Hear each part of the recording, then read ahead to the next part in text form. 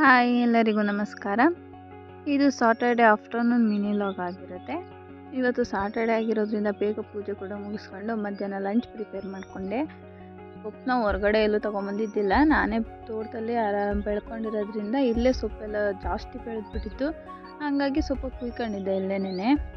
ಬಸ್ಸಾರು ಅಂತಂದರೆ ನಮ್ಮ ಯಜಮಾನ್ರಿಗೆ ತುಂಬ ಇಷ್ಟ. ಹಾಗಾಗಿ ಹಸೆ ಕಾಳನ್ನ ತೊಗೊಬಂದು ಕೊಟ್ಟಿದ್ರು, ಅವರೆಕಾಳನ್ನ ಅವರೇ ಸುಲಿದು ಸಹ ಕೊಟ್ಟಿದ್ರು.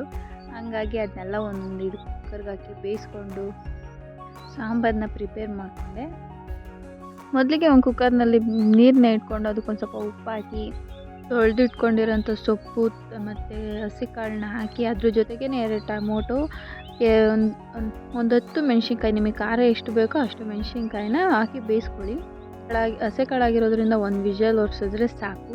ಇಷ್ಟು ಒಂದು ಕಡಾಯಿಗೆ ಎಣ್ಣೆ ಬಿಟ್ಬಿಟ್ಟು ಮೊದಲು ಹೆಚ್ಚಿಟ್ಕೊಂಡಿರೋಂತಹ ಈರುಳ್ಳಿ, ಬೆಳ್ಳುಳ್ಳಿ, ಕೊತ್ತಂಬರಿ ಸೊಪ್ಪು, ಹುಣಸೆಹಣ್ಣು, ಜೀರಿಗೆ ಇದೆಲ್ಲನೂ ಸ್ವಲ್ಪ ಹುರ್ಕೊಂಡು ನೆಕ್ಸ್ಟು ನಾವು ಒಗ್ಗರಣೆ ಮಾಡ್ಕೊಳ್ಳೋಣ.